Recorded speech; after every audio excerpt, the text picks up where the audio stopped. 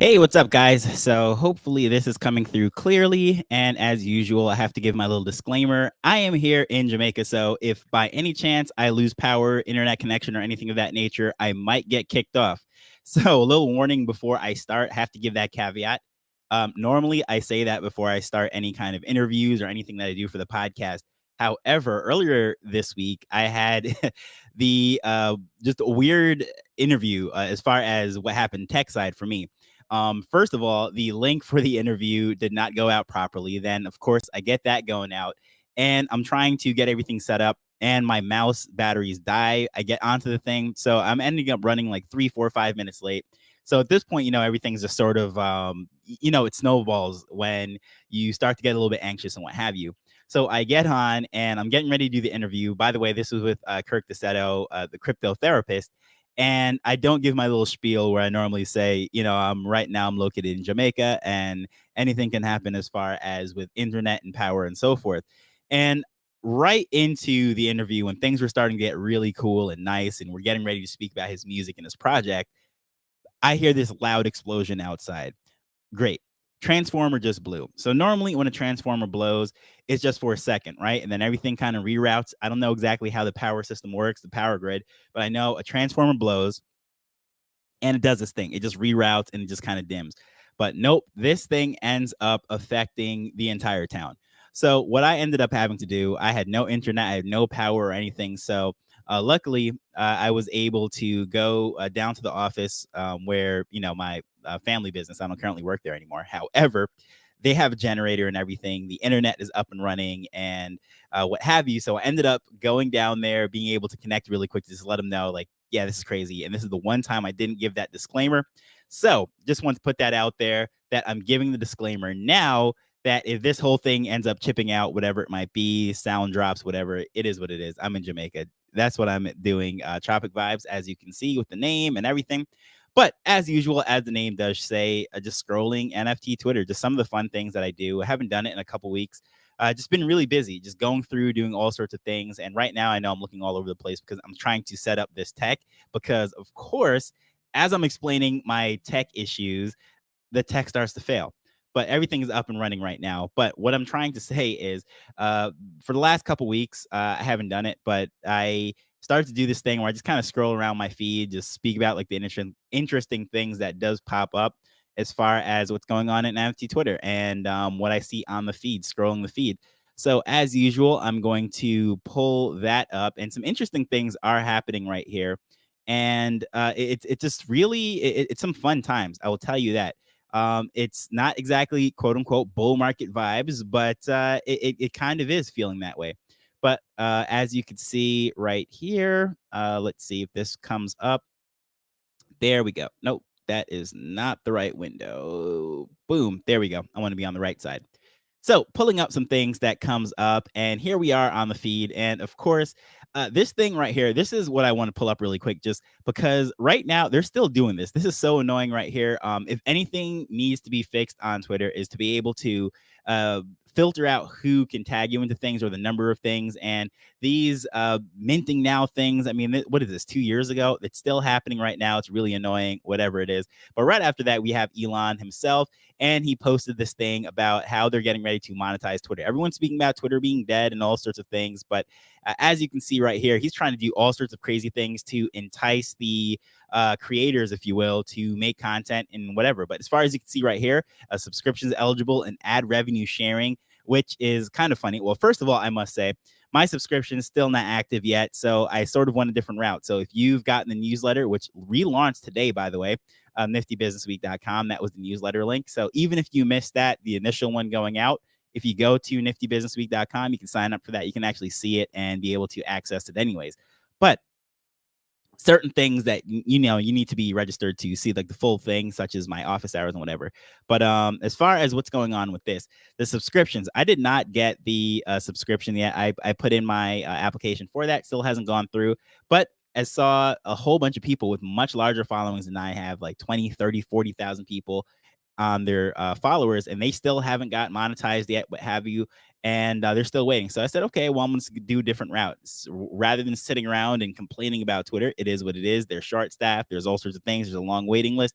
So, of course, with that, I have different options, but it is what it is. They're doing ad revenues sharing. So that's going to be something like the YouTube model, creators, big creators, they're sharing on the revenue. So however that goes, I know they're bleeding advertisers right now, but it is what it is. And this thing right here, Twitter is getting ready to impose daily DM limits. Well, this is nothing new, because if they did the amount of tweets that you could possibly see, I don't know who has actually hit the limit for that, because I know I haven't. I have not been throttled with Twitter saying I've seen too many tweets for the day or whatever. Maybe I'm just not scrolling enough. I don't know. But I can definitely say the reason why they're doing all this stuff, limiting, it's because they're bleeding money. Everyone thinks it's all about, because he just wants you to sign up for the subscription. Well, those $8 a month or whatever it is, depending where you are and how you subscribe, if you do it by mobile or you do it online. But even if you do it online annually, it's going to be $7 a month. That does not make or break for Twitter. If they're making $7 a month, and granted, yes, there are hundreds of millions of people on Twitter, but what percentage of that is actually going to do that? Sign up for that is very small. But the reason why their whole thing, it's, social media for as long as we've known it, has been driven by ad dollars, right?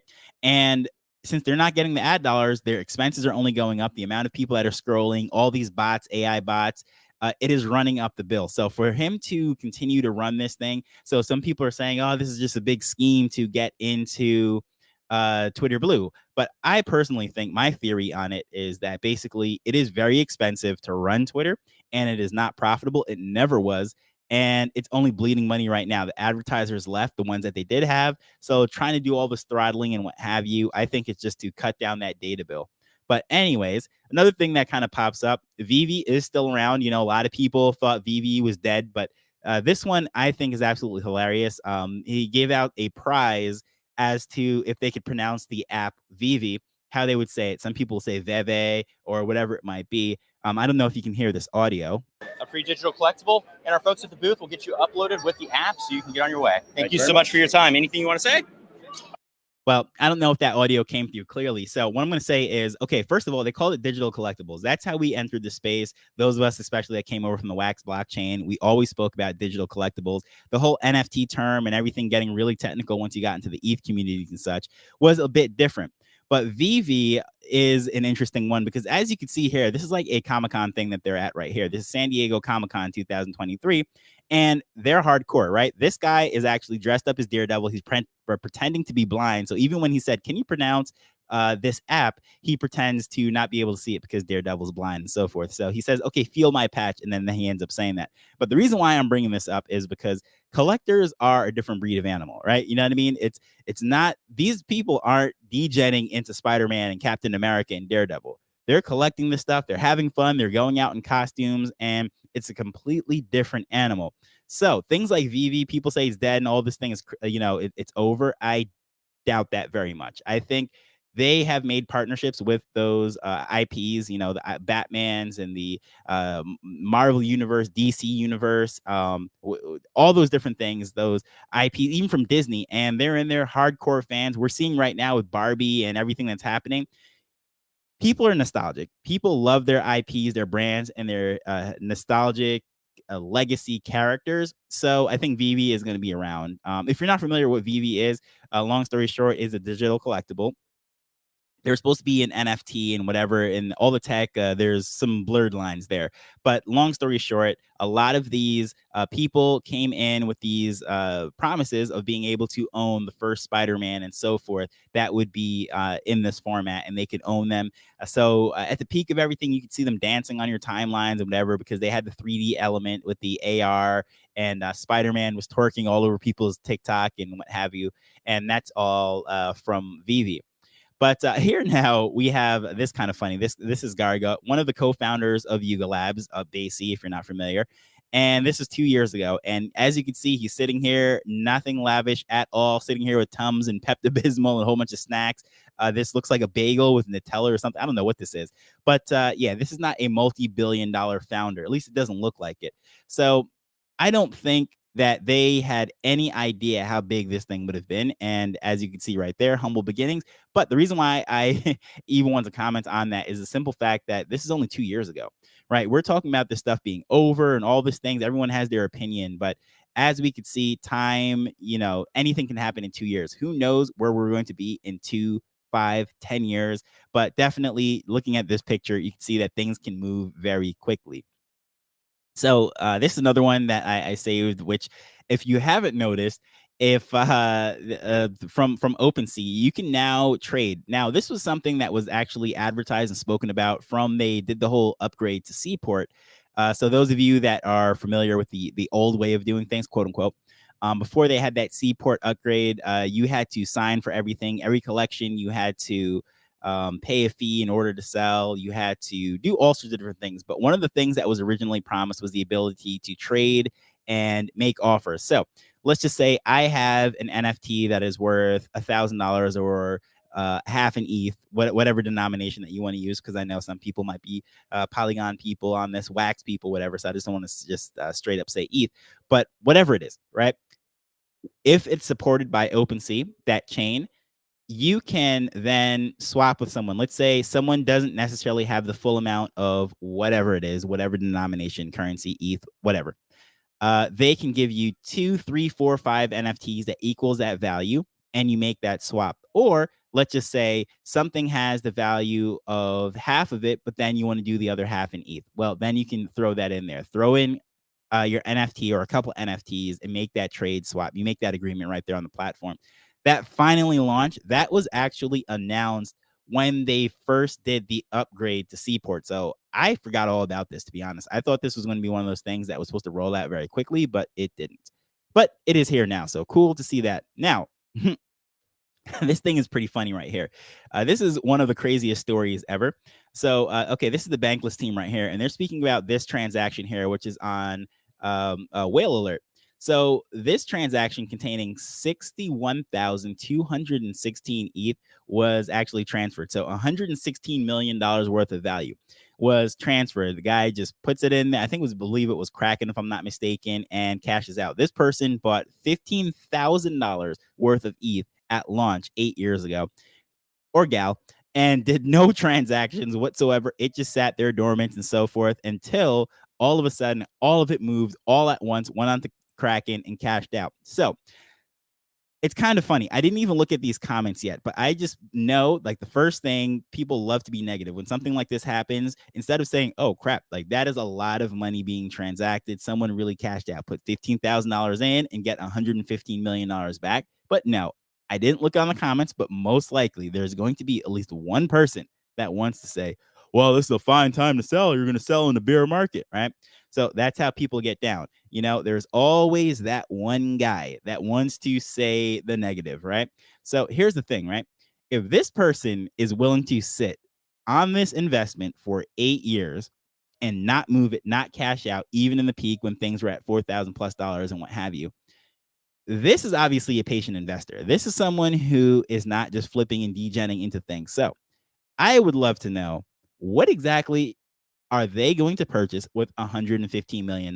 Now, taxes and all that, there's going to be capital gains and so forth, but whatever. So let's just say, I'm not even going to estimate. Either way, it's a lot of money, right? A lot of millions of dollars are now in this person's hands. So it makes me wonder, what are they getting ready to purchase? Are they getting ready to purchase like an MLS team now that Messi is on Miami and whatever? And like, hey, strike while the iron is hot. Let me cash out, buy this MLS team or whatever it might be, ride the fame of Messi, and then cash out after that another 8-10 years. That $116 million, whatever it is after taxes, might end up being $1 billion. Who knows? So whatever that person is getting ready to purchase, moving all that all at once, I would love to know what that is. So interesting here. Another story that pops up is this right here. This is, long story short, this is the Fed now digital currency. That's what they're speaking about here. Now, here's the thing, right? They're blurring the lines between a cryptocurrency, a digital currency, a centralized CBDC, central bank digital currency. They're blurring the lines of a lot of things right here. They're offering the service right now with digital payments and so forth for a lot of banks. They're onboarding credit unions and so forth. I think if I read correctly, there's like 35 credit unions that are so forth on there, and banks, I should say. Banks, credit unions, financial institutions that can now do 24/7 transactions using this electronic dollar, right? So I find that very interesting. Now, not going to go into the whole conspiracy thing. This is the type of thing that, like, these people come and like kick me in the face all the way in Jamaica for saying, but I just find it very funny that, they clamp down all the banks and on ramps into crypto. And then all of a sudden, within a couple of months of that happening, here they come to save the day, giving the banking institutions an option right after, mind you, the whole XRP thing goes through court. So just look into that. And that's as far as I'm going to go down the whole thing. But Ripple and XRP and stuff, like that is how they were transferring money quickly, cheaply, and inefficiently. So since that was ruled as not being a security, and here we come now, Fed now is here to compete with that. So we'll see how that goes. So that should be very interesting. But another thing, here we go. Speaking of interesting, here we have a guy that is with an Axie Infinity toy, right? So Axie Infinity has not really been on my timeline too much in the last year or so. But at one point, I could not get anywhere on crypto Twitter without seeing Axie Infinity. It was pretty wild. So this game, play to earn, all that stuff, it had its day, click, click, click, click, and you would earn. People in Southeast Asia in particular were making a killing with this. This token was just blowing through everything else. It originally started on ETH. A lot of people don't even remember that. It started on Ethereum. Then obviously, this is something I speak about all the time. Like, I can't take anyone seriously that is building a game on Ethereum because it is just not efficient. So if you're going to do any kind of transactions or anything on mainnet Ethereum, it's not feasible. So any game that is being built there, it just doesn't make sense. Anyways, Axie Infinity back in the day started off on Ethereum and quickly realized that it is inefficient. So they ended up making their own chain, Ronin, all sorts of things. Their token just went through the roof. As more people are playing it, it just got way out of reach. Then people were giving Axie Infinity scholarships because you couldn't afford the NFTs and get into the game. So people would sponsor you to go play this game, and then you'd share their profits with them. So it was really wild. But then, of course, a lot of hacks. The bear market came in, and it just was grinding. It was clicking, and people weren't really having that much fun to it. And once the financial aspect of it came, then people start to pull away. So it's kind of cool to see that they're still around, that this is right here on my timeline, that somebody actually has that. But another thing, so one of the cool things that I really like seeing is just people making content and such with their NFTs. And the what do you call it? My Pet Hooligans are a crew that they do some pretty cool stuff, right? They make videos, they do some all sorts of interesting things. I like the vibes of what's going on there. With the rigmarole, we kick pros, stub toes, I suppose you might know. Hit the So as you can see, they're doing their hip hop vibes. They're dancing, and I think, if I'm not mistaken, just by the hairs, that might be the Beastie Boys or something. 80s vibes. Not exactly sure, but reason why I'm bringing them up is because I just think it's really cool that they are just making all this content. The community is really engaged, making their stuff. They're using the IP, and I like their characters. I really do. Another one. Okay, NFT Go. So NFT Go is one of the, like, these sleeper things that's like really cool. So of course, a lot of people just always searching for data and what have you. And NFT Go has a really cool tool set. Some things that are very easy to use. You can see different things as collections. I actually don't have it on this device, this browser right here. But if this was the one that I had it on, you can actually go to a particular profile, and you'll see this little highlight around the profile picture. And then you can see if that person is a whale, if they have a collection. So if you go to a collection, for example, you go there, you can actually see how many different, or I should say, go to a project page. You can see how many collections they have. You can see what the floor price is, recent transactions, and so forth. Or if you go to someone like, say, Franklin, you can actually see if he's a whale, what he actually owns, how many apes, and so forth. You can easily find that information. So it's really cool. but they also have a bunch of tool sets that are now coming in. Of course, everyone's using all these tools and what have you. Of course, with AI and everything, all these little plugins and apps are integrating all sorts of things. So that's pretty cool in itself right there. I don't know why I have this, but whatever. This is my own thing. This is my original thesis, I guess you would say, coming into what do you call it? NFT Twitter. And this is back from September 11th, 2021. And yeah, oh, I know why. I saved that on this because I actually switched out my pin tweet. This was my pin tweet. That's why it's saved here. I'm like, why did I put this in here?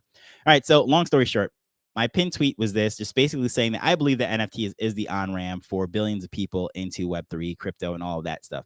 So when it comes to digital identities, comes to games, it comes to collectibles, it comes to tickets, all the stuff, it's going to be in the form of NFT. Now, whether we use that name NFT or not, at this time, I wasn't even thinking of that. But when I wrote this in 2021, that was my thesis. Like, people are much easier to understand the concept of owning something digitally than they are of a cryptocurrency, blockchain, what do you call it? Zero knowledge signing and all that stuff that we love to talk about. But just understanding that, okay, my plane ticket, my movie ticket, my driver's license, my DMV records, whatever it might be in the form of a digital record, land lease, that stuff makes sense to people. So that was a thesis of that. But speaking of my pin tweet, the new pin tweet is to the newsletter, niftybusinessweek.com. So, of course, I'm going to plug that while I'm here. And yeah, so I have that going out because, long story short, as you can see, the algorithm, like things that are popping up on these different things it's kind of difficult to cut through all the noise. And I put out so much content, whether it be written content, I have videos, I have podcasts, 500 plus episodes, I have all sorts of things. And now these different platforms are popping up when I'm having to go all over the place, getting ready to do different live streams. Schiller, when I can get back onto that, I'm going to be over there. I did a couple live streams over there, but they're upgrading their wallet signing and all this stuff. But anyways, I say all this to say all this information is all over the place and it's scattered. So I can use that newsletter to not just bring more value in the sense that, okay, someone might not want to listen to a podcast, but I can condense down some information. I can curate all the stuff that I'm putting out, putting it in a nice, easy, digestible, quick read. You can see all the information. I summarize podcast episodes in one sentence. It's pretty wild. I do different things. I put out little takes. I highlight news articles, different things like that in one sentence. So check that out, niftybusinessweek.com. And you can sign up for that absolutely free. Check that one out. It actually came out today. That was the first episode or the first issue of the new format. And it's officially issue number 55, but it has been going for more than 55 weeks. I took a couple pauses, and this last pause was a while because I was trying to figure out what exactly am I doing with this newsletter. Is it just extra content that I'm doing? Like, what is the purpose of it? And I really mapped out who the Nifty Business avatar, the listener is, and the reader and all that. And long story short, it is the person that is not necessarily just trying to do this stuff for the sake of doing it. They see the value in it, real life value, offline, online, and real business applications and things of that nature. So that's the stuff I like to highlight. If you notice, I never say go mint this thing because you're going to make $1 million. I've never said that. If anyone has had conversations with me, either whether it be offline or in my spaces or anything, it's just that's not just how I think about it. To me, this is literally like reliving the 90s, seeing websites and all of that stuff when I was too young to get involved, but I saw the value and I was living on my computer all night. And my parents were like, what the heck is this kid doing? Then I went to college and I was doing all sorts of things and YouTube and all the crazy stuff that I was doing in college to sell t-shirts out of my dorm room while playing football and being an RA. It was just wild times. But I wasn't able to necessarily leverage that. When I left college, it was 2008. Everything was crashing down. At that time, I had my e-commerce site. I was selling t-shirts. I had my MySpace I was crushing it on MySpace. I would drive so much traffic off of MySpace. It was ridiculous. For like pennies on the dollar. That's when Facebook ads first came out and everything. I was running Facebook ads and I would sell t-shirts with $1 worth of ad spend. It was absolutely crazy. But anyways, so those were the good old glory days, but then everything came crashing down 2008, 2009.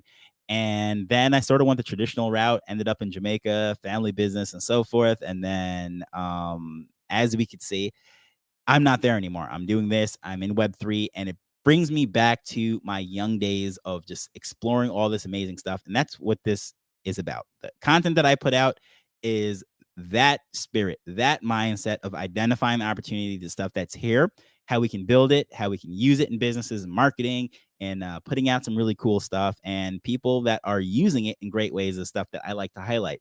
So speaking of that, people that are using the stuff in really cool and great ways. This is a Solana article. So the Solana ecosystem, people are doing some interesting things over there in the sense that people thought Solana would have died when FBX crashed.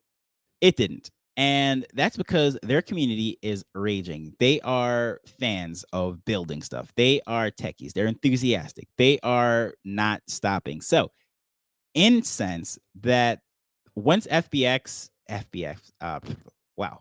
FTX, I just messed up Sam Bankman-Fried, SBF, and FTX. I jumbled all those letters together. But so yeah, if when that all happened, people thought that Solana was going to die because supposedly they were propping it up, and yeah, they owned a lot of the shares, but obviously they're still doing some great things. They're doing things in gaming. The social connector with Gary, that is all on Solana. So there's just a lot of interesting things that are happening over there. So check this out now. So this, of course, it's very hard to scroll past anything that Doodles puts out.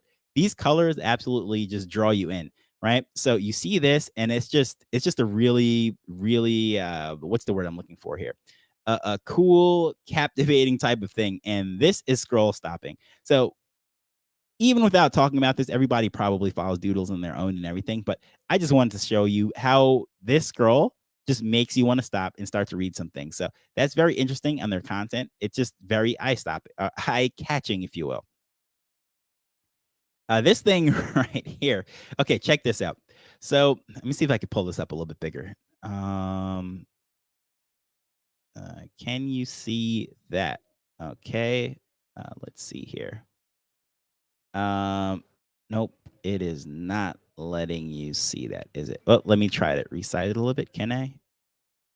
Nope, it is not showing it.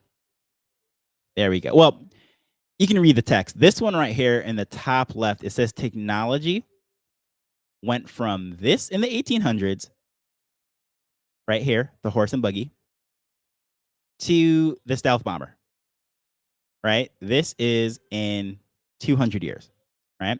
So that is a huge gap in 200 years. But check this out. But went from this horse and chariot to this, a horse and a stagecoach, not even a stagecoach. This is another just cart in 1500 years. So what's the point of this? Why is this on my NFT feed, whatever? It's because, all right, as you can see, it took 1500 years from going to here, which really didn't change at all. But then going from that to this, it exploded in 200 years. So the point of this being is once technology starts to roll, it's like a snowball effect and it just takes off. So as far as what's going on with all the stuff that we're doing right now, people are saying, oh, this stuff is dead and so forth, and there's not going to be adoption and whatever. There's all sorts of crazy things that are being said. But definitely once it starts rolling, it starts rolling. It moves quickly. Look what happened to AI. It seems like just in the last 8 to 9 months, AI took over the world. But they've been working on this stuff for decades, right? But it just exploded in a very short period of time. So that's the point of this. So what we're doing with Web3, everyone's saying, oh, the metaverse will never come. Well, it will come. It's just by the time it explodes and really takes off, that's going to be, who knows, but it's going to happen in a very short period of time, right? It's decades, centuries, millenniums in the making for technological advancement. But when it happens very quickly. That's the whole point of that. Right here. Okay, this was an interesting tweet. So this actually came from Twitter safety, from Twitter themselves. So let me scroll back to this. Long story short, you can check this if you want. But more than 99% of content users, advertisers see on Twitter is healthy. And this goes on to say that hate speech and all those things are down ridiculously, much more than they even estimated. And they've been using AI. So here we go. Sprinkler's AI powered model found that the reach of hate speech on Twitter is even lower than our own models qualified. So this thing goes on to say that they are doing all sorts of things to make Twitter a much more safe and hateless, I guess you would say, platform, which is very interesting in the sense that, okay, this whole thing is being pitched as freedom of speech and all this stuff. And, and that was the thing that he was getting cracked down on because a lot of advertisers are pulling out saying that all sorts of hate was on there and so forth. But how do you balance business sense, profits, and freedom of speech? Because if you read through this whole thing right here, just go to Twitter safety. This was from July 18th. Just go look at that tweet, read through the whole thread. And it actually came down originally from March 21st. So, like, you're going to read through this section and you're going to read through the full thread and see all of that stuff. And it's very interesting to say that they're doing a balancing act right now of trying to make a profitable platform and a freedom of speech platform. And it's tough. People will have a lot to say about it, but it is what it is. And all I know is I'm glad I'm not the one who bought this thing for $40 billion and have to figure out how to make it worth my while. But now this thing was absolutely hilarious. I don't know if this is real. I assume this is a joke, but this guy was like, so hopefully he goes to these local politicians and he's speaking about how he uh wants AI to take all the jobs and things that nobody wants to do. And because they're going to take all the jobs, that he wants the local politicians to just pay everybody to stay home and everybody goes to the beach and have a good time. So it's kind of funny. If you listen to him speak, it's hilarious. So we can party and rage in peace. So instruct AI to pay all of us, and then you dudes can retire gracefully before you get replaced, and we'll see you at the beach. So yeah, so have AI do the work, all the things that we don't want to do, and we can live the life, but make AI pay us to not do anything. That's his whole thing, and I think it's a joke. I don't think that's serious, and it's probably one of those things where like they cut away from the actual meeting and then he goes to his clip. But either way, it's funny. But the reason why I brought that up, so I was like, why am I bringing this up, right? The reason why I brought that up is because people are all freaking out because they're saying, oh, AI is going to take everybody's job. Well, here's the thing. Just really quick, what I just want to say and my thoughts on that is I think the people that are most in trouble for AI and what's going to go on are the higher paid jobs, right? I don't think AI at this point is going to take the job of my plumber or my gardener or my whoever, right? I just don't see it yet. Eventually, yes. But the person who I would be most worried if I was a lawyer, even a coder, believe it or not. I think a coder could be in some serious trouble. I think a doctor could see a lot less demand. Not that doctors won't be needed. However, I think the nurse with an AI generated model is going to be way more powerful than a doctor. Now, whatever, that's up for debate. And, nurses, I would say, are one of the most underappreciated people in society in the sense that, like, I am biased. I'm Jamaican. A lot of people in my family are nurses and such. So I get that whole thing, but they're the ones who bend over backwards for their patients and so forth. So I think a nurse with AI is going to do things that a doctor is could be replaced. Just put it that way. And we're gonna see how that goes. And yeah, people will always be needed. There's always going to be doctors and surgeons and such. But I just think 10 nurses with AI can replace a lot of doctors. So we'll see how that goes. With that said, now this one is bull market vibes right here. These people in these bubbles, I've seen videos of them getting hit by cars and so forth all over the place. But this right here, when the bull market comes, stuff goes down. That's the reason why this is on NFT Twitter. Now, of course, this one is all over the place. Everyone has seen this. This is old news at this point, but the ending is what I actually liked on that one. That was the guy. And there's Didn't mean to hit that. But getting to this now, of course, I highlighted this on the last one, but this is the Bulls and Apes project that they had their content contest, which just came to an end. some great content actually ended up winning that. I thought it was very cool. They did 250,000 impressions on $10,000 worth of prizes. And the guy that they collabed with for that kind of broke down the numbers and everything. It was just really cool. And it was great. Some great contest, some great content. I entered.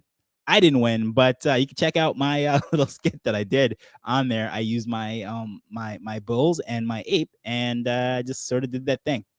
Now, of course, this is where we're going to kind of wrap up things. This is getting towards the end of my timeline, or at least the ones that I want to speak about. Yeah, bird side, definitely. It's real quiet over there right now, but this is probably one of the funniest things I have seen. This is obviously a parody, a joke, but he says, I've put at least 3 years into this project. How to monetize like a boss on that app, right? So I find that to be very funny. This is a joke, by the way. This is a parody.